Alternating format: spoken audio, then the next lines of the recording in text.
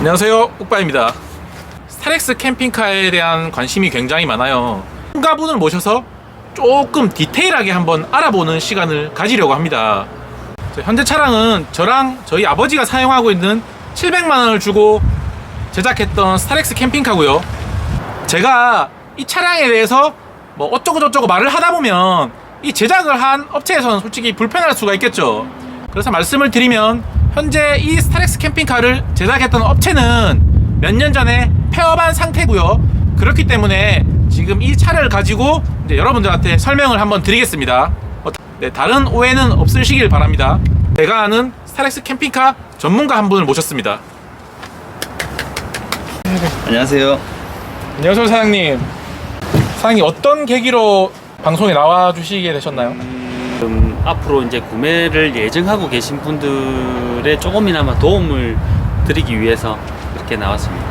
네. 많이 물어볼 테니까 저도 지식이 없으니까 좀 자세히 좀 잘 알려주세요. 제가 아는 만큼은 제가 말씀을 드릴게요. 네, 쉬운 설명 부탁드립니다. 네. 네.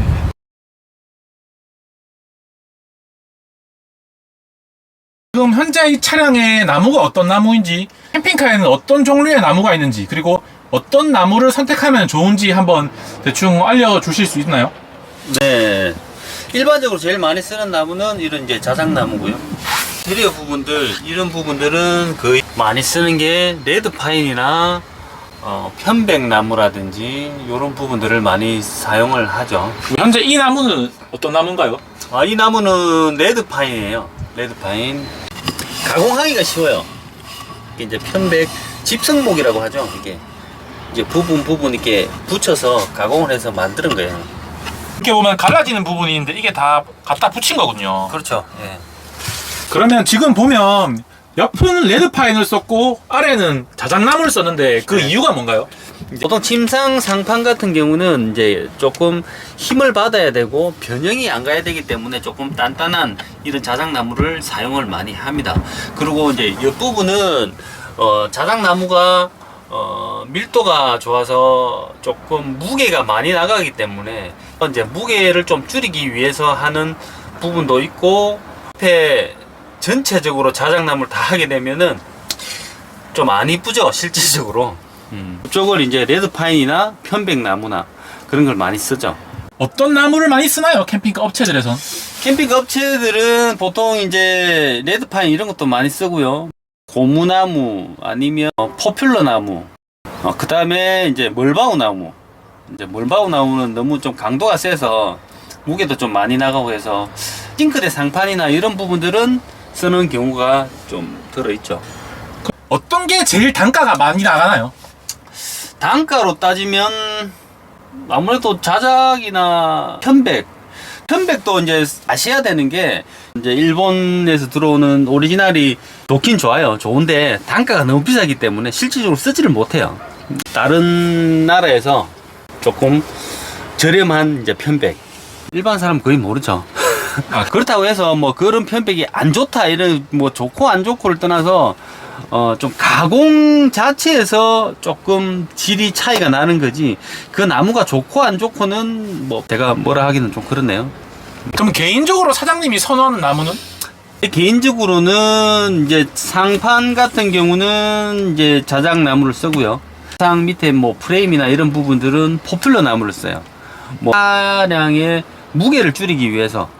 옆에는 이제 레드파인이나 편백나무랑 이제 같이 이제 섞어서 이제 인테리어를 이렇게 하죠.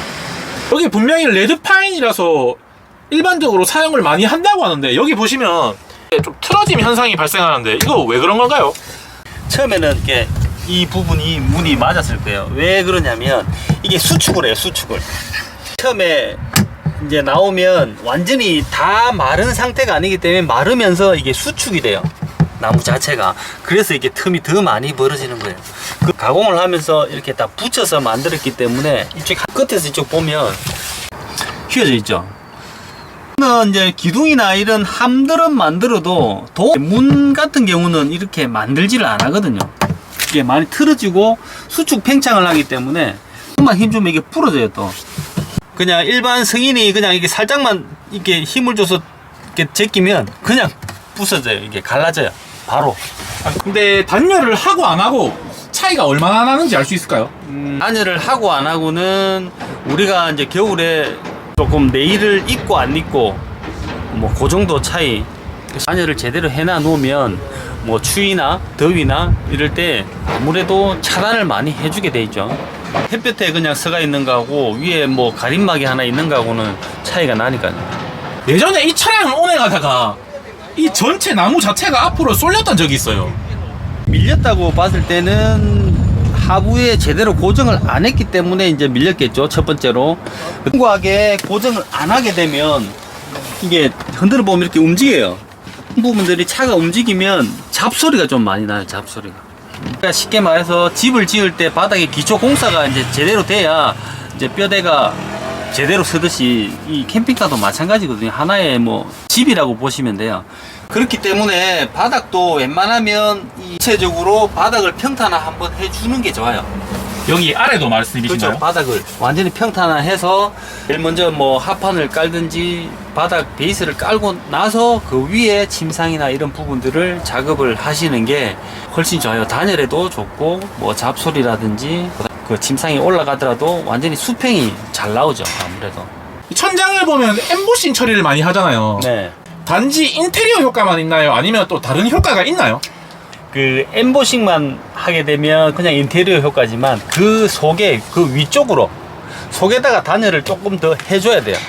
천장을 뜯어서 여기다가 이제 엠보싱 작업을 하거나 요즘 뭐 내자를 씌운다거나 뭐 이런 작업을 많이 하시는데 그것만 해가지고는 소용이 없어요. 작업이 끝나고 나서는 일반 소비자들은 알 수 있는 방법이 없네요. 뜯어보지 않고서는. 그렇죠.